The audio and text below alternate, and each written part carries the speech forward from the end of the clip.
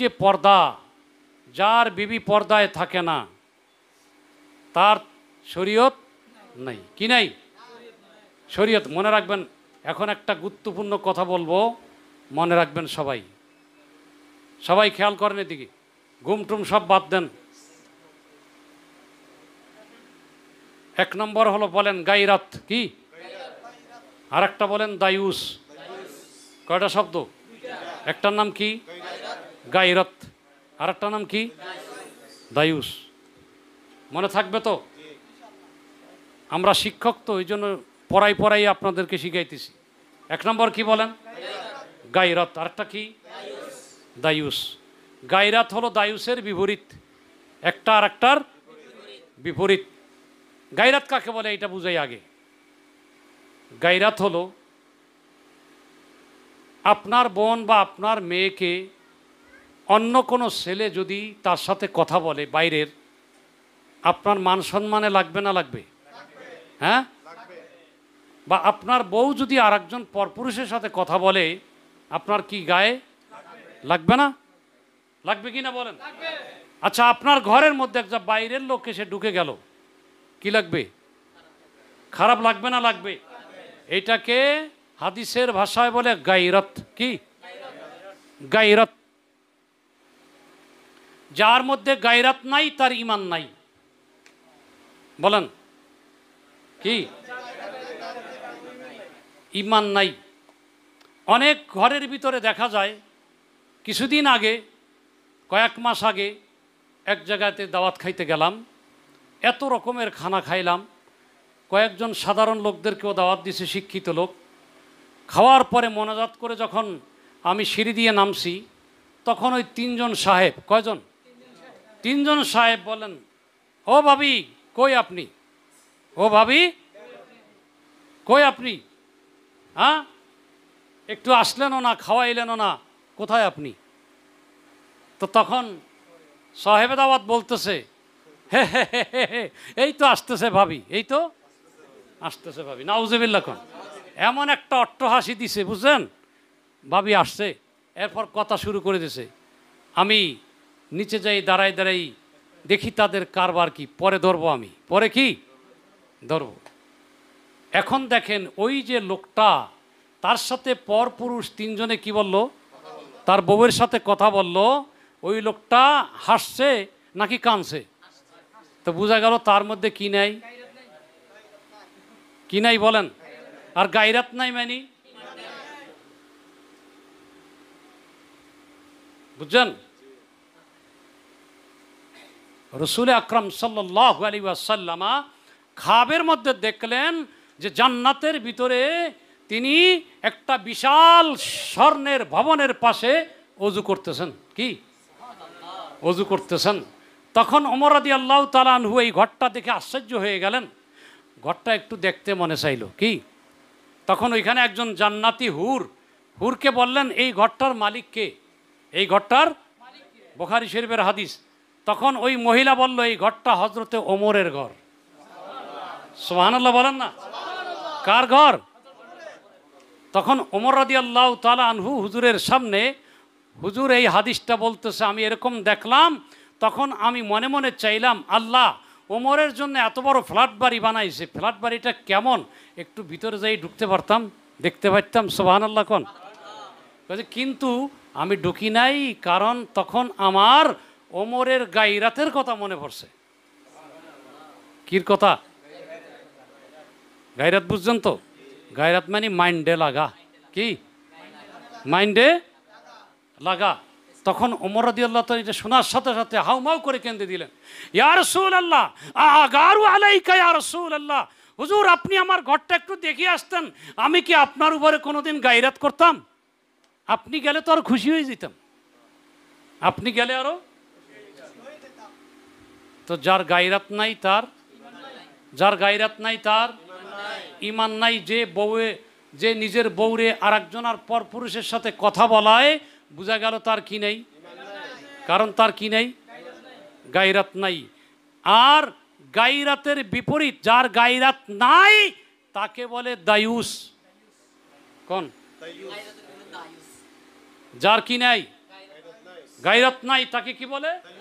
দায়ুস। অতএব আপনি যদি আপনার বউকে পর্দায় না রাখেন তাহলে আপনি কি? দায়ুস। আপনার বউ যদি আরেকজনের সাথে কথা বলে তাহলে আপনি কি? আপনার মেয়ে যদি আরেকজনের সাথে কথা বলে তাহলে কি? দায়ুস। জোর বলুন না নাউযুবিল্লাহ। আর দায়ুসের জন্য বেহেশত হারাম। জান্নাতের কপাটের উপরে লেখা আছে, চৌকাটের উপরে লেখা আছে, আদ-দায়ুসু লা ইয়াদখুলুল জান্নাহ। দায়ুস কোনোদিন জান্নাতে যাবে না। দায়ুস কোনোদিন জান্নাতে। আপনার জামাটা আর একজনে গায়ে দিলে আপনার কি লাগবে না? ভালো লাগবে না। কারণ আপনার কি আছে? গায়রত আছে। বলেন কি? গায়রত আছে। অনুরূপভাবে আপনার মেয়ে, আপনার ছেলে আর একটা মেয়ের সাথে কথা বলে, এটা যদি আপনার গায়ে না লাগে তাহলে বোঝা গেল আপনার গায়রত নাই। এটা হলো হাজার ওয়াজের মধ্যে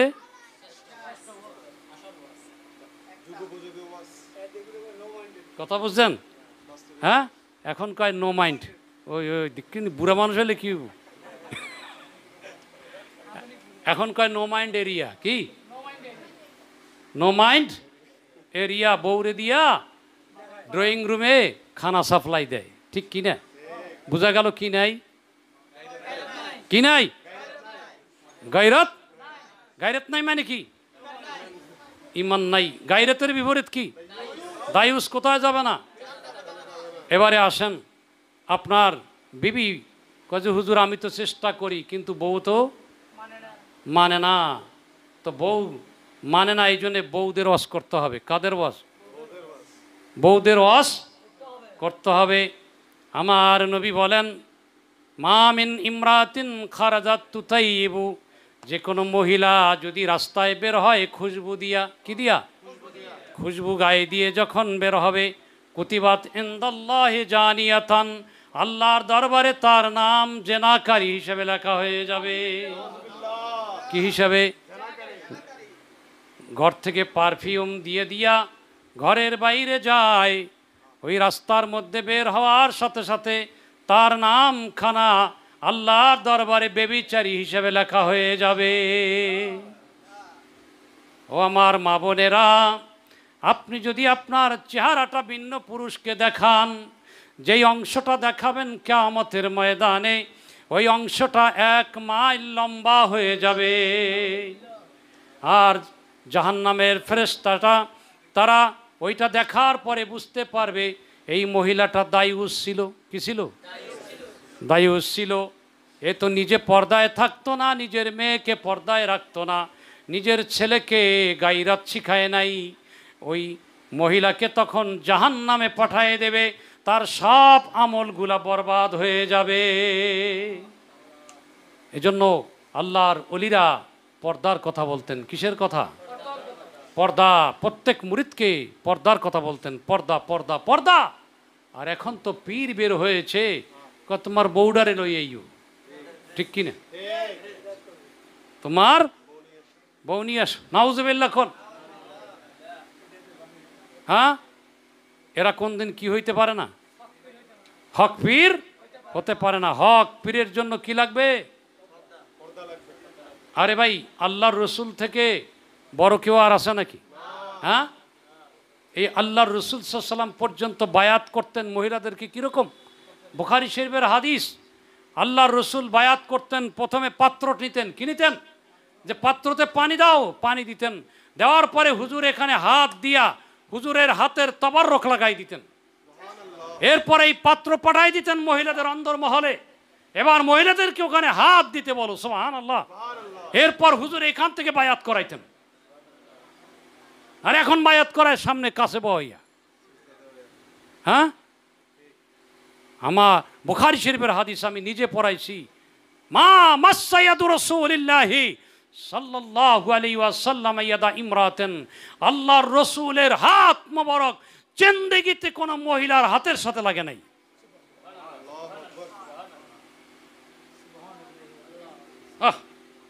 আল্লাহু আকবার। হুজুরের হাত, হুজুর থেকে বড় পীর আর কে হতে পারে? কয় যে আমার পীরের নারী পুরুষ মালুম নাই। কি নাই? হায় হায় হায়, আল্লাহ কবুল করুক, আমিন। আল্লাহ আমাদের মা বোনদেরকে পর্দানসীন বানাই দিক, আমিন। পর্দানসীন বানাই দিক, আমিন। মনে রাখবেন, একজন মহিলা যদি পর্দাশীল হয়, আল্লাহওয়ালা হয়, ওই ঘরের ভিতরে একজন পর্দাশীন মহিলা, নামাজি মহিলা, স্বামী ভক্ত মহিলা, ওই ঘরের ভিতরে থাকা মানে 70 জন অলির সমান একজন অলি। কজন? 70 জন অলির সমান একজন অলি। ও আমার যুবক ভাইয়েরা, পর্দানসীন দেখে বিয়ে করিও।